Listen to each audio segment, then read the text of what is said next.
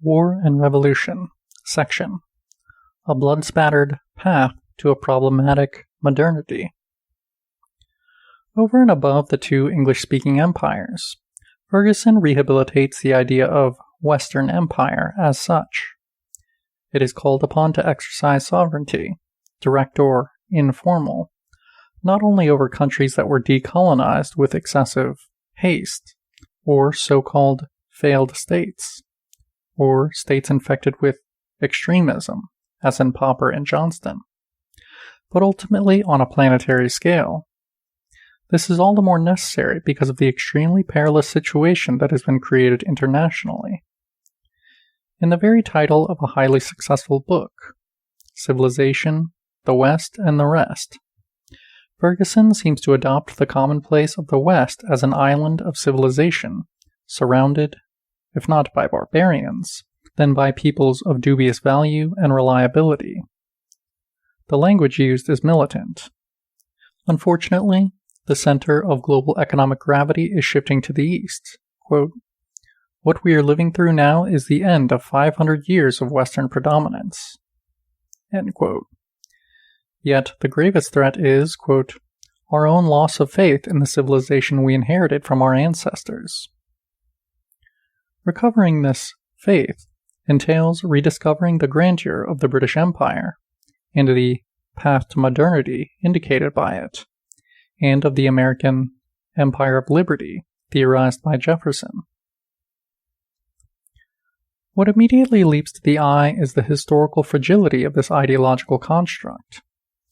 The Empire of Liberty, more precisely, for liberty, which was urged to annex not only Cuba, but also Canada, to be seized from London's control by force, as rapidly as possible, and to become the greatest and most glorious since the creation, was conceived by the U.S. statesman in bitter opposition to the British Empire, accused by him of the worst crimes. At least in his private correspondence, Jefferson had no problem acknowledging the horror of the war against the Native Americans. But in his view, the culprit was the London government, which had incited these savage, sanguinary tribes. This was a situation that, quote, "will oblige us to pursue them to extermination, or drive them to new seats beyond our reach." The confirmed brutalization, if not extermination of this race in our America, end quote, was attributable to Britain, as was the analogous fate of the, quote, "same colored man in Asia," and of the Irish, who, sharing their skin color, should have been the brethren of the British. British policy, engaged in sowing death and destruction, quote, "wherever else Anglo-mercantile cupidity can find a twopenny interest in deluging the earth with human blood," end quote, was at fault. Jefferson's requisitory did not end there. According to him, the British Empire was even worse than the one built by Napoleon. While the latter would take his tyrannies to the grave with him, in the case of the British Empire, the protagonist seeking to impose absolute dominion over the seas was a whole nation, which was an insult to the human understanding. With its despotic, bellicose behavior, which forced the young North American Republic to embark on industrial development and rearmament, it was inspired by Satan. In any event, the relationship between the two countries could only be one of eternal war, destined to end with the, quote, "extermination of the one or the other party," end quote. Of course, at the time Jefferson was writing, the 1812-15 war between Britain and the USA was underway. But the ideological fury of these declarations makes a mockery of Ferguson's presumption in elevating the British and U.S. empires to the pantheon of humanity's benefactors alongside one another, in fact, in fond embrace. But let us dwell on the British Empire. It should be clear that, in order to form a balanced judgment, we must also attend to the voices of the colonized peoples. During the Second World War, Gandhi did not hesitate to compare the British Empire with Nazi Germany. Quote, In India, we have Hitlerian rule, however disguised it may be, in softer terms." End quote.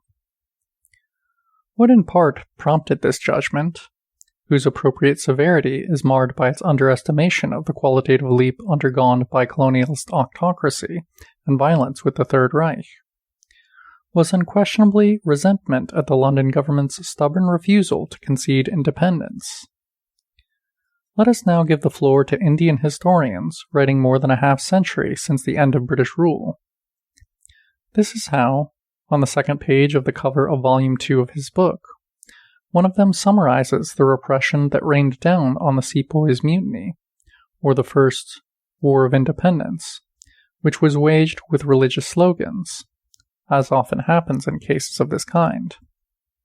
Quote, "More than 10 million Indians, 7% of the country's population, lost their lives, most of them massacred in cold blood by marauding British troops."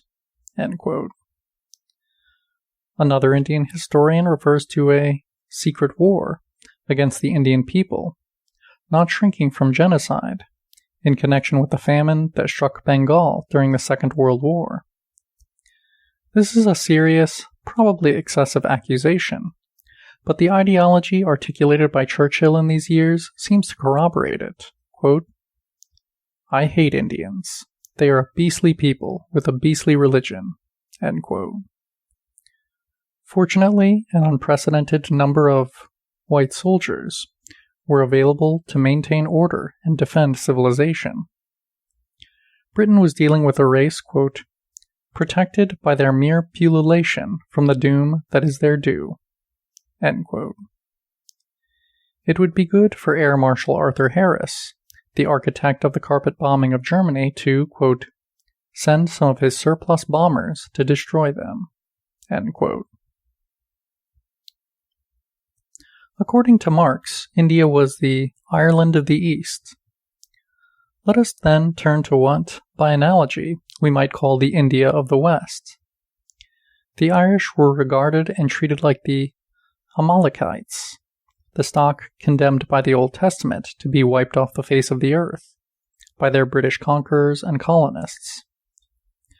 Marx's assertion will hardly impress an intellectual who also enjoys great success in the West, because he disdains the, quote, "few die-hard devotees of Karl Marx."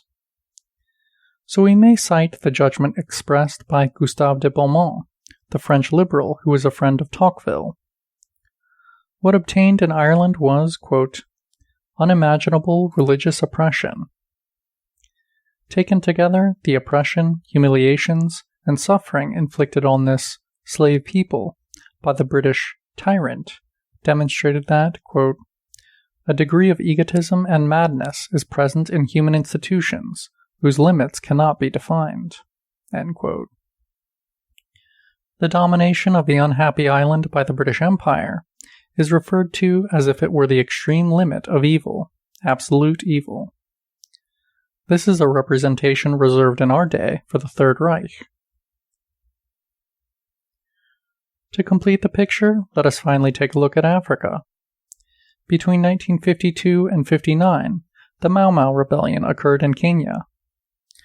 Drawing on the most recent historiography on the subject, a prestigious American liberal periodical has described the methods used by the British authorities to restore order in the colony.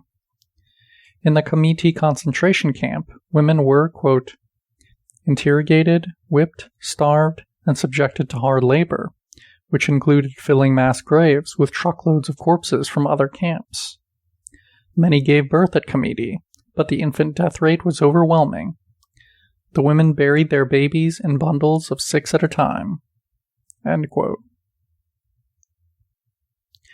What of the American Empire? Celebration of it as an Empire of Liberty did not prevent Jefferson from theorizing the need to exterminate the Native Americans, albeit blaming it on the rival British Empire. Nor did it prevent him from being a slave owner, and so dehumanizing his slaves as to sell, if necessary, individual members of the black families he owned as separate items or commodities. And all this, it is precisely Ferguson who highlights the fact, quote, at a time when the movement for the abolition of slavery was already well underway on both sides of the Atlantic." End quote. It is no coincidence if the champion of the Empire for Liberty was at the same time utterly committed to the political isolation and economic strangulation of the Republic of Haiti, governed by former slaves who were the protagonists of a major revolution and struggle for liberty. Over a century later, in the meantime, the Native Americans had largely been wiped from the face of the earth. The situation in the USA, in the summary of an authoritative American historian, was as follows. Quote, "The effort to guarantee race purity in the American South anticipated aspects of the official Nazi persecution of the Jews in the 1930s. End quote. Yet again, we encounter the Third Reich. We must at once make it clear that it would be misleading to equate the latter with the two empires we are now more directly concerned with. But it would be even more misleading to transfigure two very different empires that somehow conjure up such a disturbing association into champions of the cause of freedom. At all events, the path to modernity, which in Ferguson's view the British and the American empires had the merit of promoting, was much more bloody than he believes. Especially problematic is the very category of path to modernity, and the view that the peoples invested by Anglo-American and Western expansionism and rule embarked, thanks to it, and albeit at considerable human and social costs, on the road leading to modernity. Economic and political development, the rule of law, the affirmation of freedom of the individual. This discourse is manifestly unjustified in the case of the Native Americans, the Aborigines of Australia and New Zealand, and all the peoples wiped off the face of the earth. But the evolutionistic schema suggested here is not even valid for other peoples. Encouraged and promoted by colonial expansion, in the American colonies and then in the USA, which from the outset tended to be configured as a new, more powerful empire, a form of slavery obtained that involved an unprecedented dehumanization and commodification of slaves. Traditional religious restrictions having lapsed, the logic of the market radically asserted itself. The male slave's family, wife or partner, and children was broken up into its individual components, each of which was a commodity that could be put on the market separately. At the same time, the racial barrier between whites and blacks rendered emancipation virtually impossible and continued to pursue ex-slaves, who, by dint of their skin color, were forever excluded from the race or community of freemen. The operative system was racial chattel slavery, or, in the words of the English abolitionist John Wesley, quote, "the vilest that ever saw the sun." Anyone who so wishes may include it in the ambit of the path to modernity, but it is hard to equate the latter with some path to liberty. The vagueness of the category on which Ferguson bases his apologia for empire is evident. Who represented modernity during the war waged by Britain to force China to open its ports to opium imports? Which is more modern, free trade in opium or its prohibition? The laws enforced today in virtually every country in the world would seem to attest to the modernity, not of the colonialist aggressor, but of its victim. And who represented modernity when, in the mid-19th century, China was torn apart and drenched with blood by a massive civil war? Was it the Taiping, headed by a leader reared on Christian literature and, albeit confusedly, inspired by the ambition to introduce radical reforms? Or the Manchu dynasty, guarantor of the Ancien regime, clinging on to power in the Confucian tradition, and ultimately supported by Great Britain? Although an ardent chauvinist, who was even inclined to justify the genocidal practices deemed necessary to conquer Algeria, Tocqueville had the required intellectual honesty to acknowledge a key point. Quote, we have rendered Muslim society much more wretched, disordered, ignorant, and barbaric than it was before it knew us." End quote. The category on which Ferguson relies to rehabilitate and celebrate the British and American empires proves even more debatable if we analyze it in the light of the phenomenon of fundamentalism, something at the heart of current political and ideological debates, but which is far from recent. Two historical episodes in two different continents are instructive. At the start of the 19th century, the United States witnessed the development of one of the first attempts to mount organized resistance to the invasion and devastation of the white colonists. This was the anti-colonialist movement led by Tecumseh and his brother. They blamed the tragedy consuming their people on the abandonment of old traditions. Among other things, their peoples must divest themselves of European clothing, which had been adopted, and return to leather apparel. This vision was less ingenious than it might seem at first blush. White expansionism was all the more devastating in that it ran like a steamroller over the customs and identity of the subjugated populations, which were compelled or impelled to renounce Native American dances and feasts and adopt civilized American clothing. Returning to one's origins was a desperate attempt to recover the negated, repressed identity in order to mount a minimum of resistance. We are dealing with the total rejection of modernity of a fundamentalist kind. But this was a reaction to colonial expansion, which thus, far from opening up the path to modernity, ended up obstructing it, rendering it hateful in the eyes of its victims. Now let us turn back to the chapter of history that unfolded in China.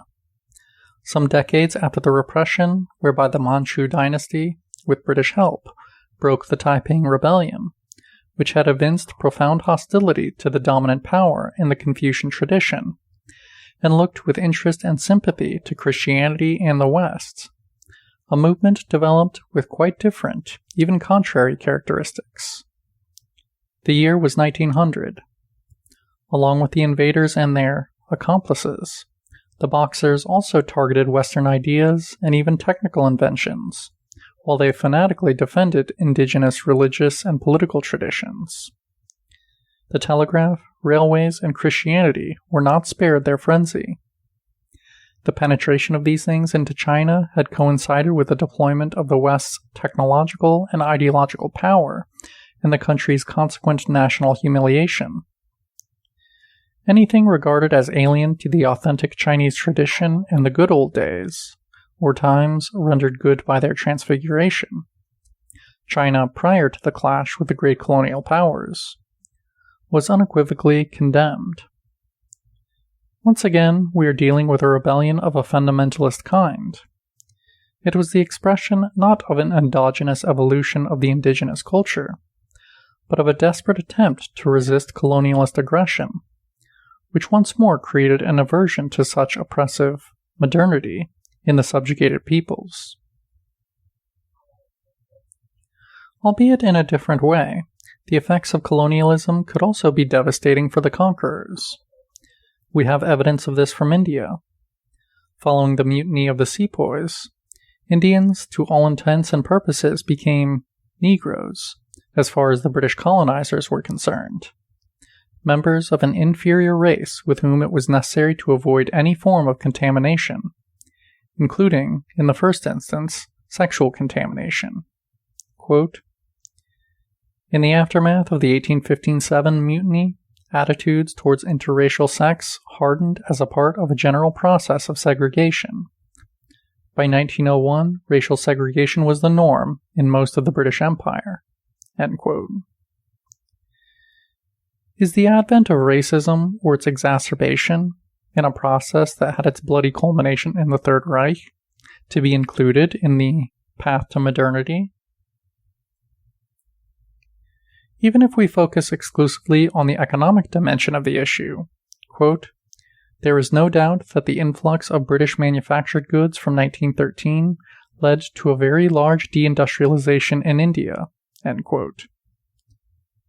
Colonial rule entailed the collapse of handicrafts and the textile industry, and the reduction of the Asian country to a supplier of raw materials for the British textile industry. Once again, the question dictates itself. Was this the path to modernity? End of section.